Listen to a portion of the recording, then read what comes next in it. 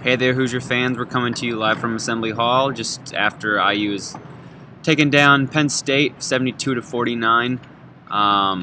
This evening, even off from the start, Hoosiers started off strong with 7 straight points, including 5 from Yogi Ferrell.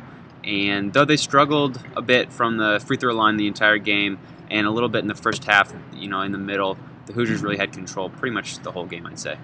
Yeah, runs at the beginning and ends of half really sparked this team. As you said, they came out 7-0, and you thought the Hoosiers' offense was really going to be flying at that point, but there were times where they struggled. Cody Zeller, in particular, only 2 points offensively, but when you look at Zeller's game, especially as the players and coaches were saying after the game, he could touch the game in so many different ways that if he only scores 2 points on a certain night, he's still going to have a huge effect going forward. Mm-hmm. And it's worth noting, Zeller did appear to get injured at some point. He was sort of limping midway through the second half. Given how lopsided the game was, he exited the game, didn't come back in. We don't know how bad it is yet. Hopefully we can find out soon. I feel like it look as if it was anything serious. No, just a little and bit, if it was really bad, I think we would have talked about it some post-game. We didn't, so no one lose sleep over this, but it happened. I think we got to note that. But as you said, I think the runs at the beginning of the half really sort of told the story for me, and not to plug my story in tomorrow's IDS, but that's exactly what I'm going to do right now, because I think the real key to that, those runs at the beginning, was Yogi Ferrell, who set a career high in points tonight, 15 points. I thought going into this game, you sort of thought this was a game where he could have a breakout performance, and I definitely think he did. He's improved more than anyone else on this team this year, I think. And I think tonight really showed it. He set up on the left side during both halves and just launched a couple of beautiful three-pointers and had a couple of really aggressive drives to the lane. I mean, Jordan Hulls and Yogi Ferrell playing together means they're going to be, one or both of them is going to be giving up size to their defenders almost every game. And yet both of them, but especially tonight, Yogi was just fearless about that, driving the lane. He had a beautiful floater early on that helped sort of give IU energy right from the start. Yeah, coming into the game, Yogi was actually 8 of 33 from three-point land. Tonight he was 3 of 4. So, almost hitting half as many three-pointers as he's hit the entire season. You could just see his confidence has grown shooting the ball. Just beginning of the year, he seemed to be a very pass-first type player, and...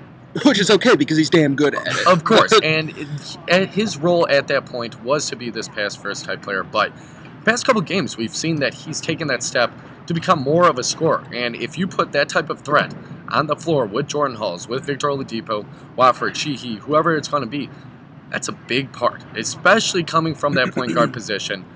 It's going to be huge moving forward. With both Hulls and him in the lineup at the same time, kind of seems like to me that one of them has a really good scoring night and the other one is a little bit more of the facilitator.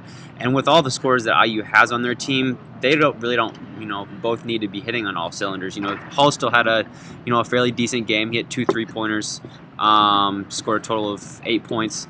But you could really tell. Oladipo said after the game that he really feels like Yogi has been a lot more confident as a shooter these last couple games. Is not afraid to take shots when they're wide open or when they're not.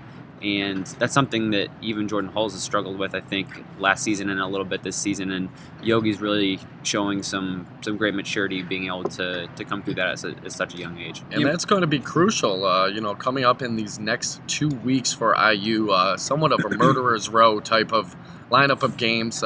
Michigan State on Sunday, travel to Purdue midweek next week, come home for College game day against Michigan, who it looks like after Duke lost tonight might be ranked number 1. And I'll tell you, the way these last couple of weeks have gone, we got a couple of days before the rankings come out again, so I'm not penciling anyone in right now. Not sure if anyone wants to be number 1 at this point with how many number 1 teams keep going down with that. But no kidding. Certainly that will be a fun game with Michigan coming in. And then afterwards, no easy task either. You got to travel to Illinois and then to Ohio State on the weekend. So, Yogi's confidence has grown, and we've seen it grown coming into this Big Ten season, and even more so in the Big Ten season. And, a game like tonight really will do that, and it'll do good heading into the next 2 weeks. One thing I think I noticed from tonight that, as you said, as the schedule gets even more difficult these next couple weeks, the Hoosiers have to hit their free throws, or they are going to lose some games down the stretch here in these next couple weeks. Where games like what they almost did it against Minnesota, what they did here a couple nights ago against Wisconsin, that they're close down the stretch and not hitting their free throws, they're going to drop a couple games. Tonight they were just 21 for 37 from the free throw line, and for most of the second half they were actually connecting better from three-point land than they were from the free throw line. It's 56%. I mean, they're called free throws for a reason, as Jordan Halls has pointed out a couple times. A couple of times, but, at least. Yeah, that is certainly an area needs to be improved. As I was talking about this during the game. Yes, they're missing a lot of free throws, but they're also taking more free throws than any other team in the Big Ten. But like you said, Nathan, that will probably catch up to you at some point if you don't keep making those free throws. But guys, like we were saying, it's just a good win all around for IU. I thought that this win and the win against Northwestern were bounce-back games. They were rebound games heading into this tough stretch of games. But I think you could poke more holes in that Northwestern game than you can in this one. I mean, this one, a couple guys had off nights, and free throw shooting was a problem. But those are very identifiable flaws, the second one especially. And the first one, I mean, it brings up one of the signature aspects of this team, and that's the depth that allows them to have one, even two, maybe even three guys have off nights, uncharacteristic nights, and the team can still win, and in this case, still win by quite a bit. So it all comes back to defense, as coaches will always preach. And Will Sheehy. He talked that defense a lot in the post-game presser. So, you know what? IU right now is ranked in the top 10 in field goal percentage and in the top 10 in field goal percentage defense. So, and Crean will not let us forget that. No, he's proud of that stat. But, very important indeed for that. But, guys, I think that might do it for us here at Assembly Hall. You guys could join us next on Sunday after the game. Hoosiers take on Michigan State Spartans at 1 o'clock on Sunday. So check that out. One. It will be a good one. And we'll be here with all the IDS and IU basketball news. So check out the IDS website, idsnews.com, and Hoosier Hype for all your basketball needs. But for Nathan Brown, Max McCombs, I'm Michael Norman. Thanks for joining us, guys, and we'll see you next time. Catch you Sunday. See ya.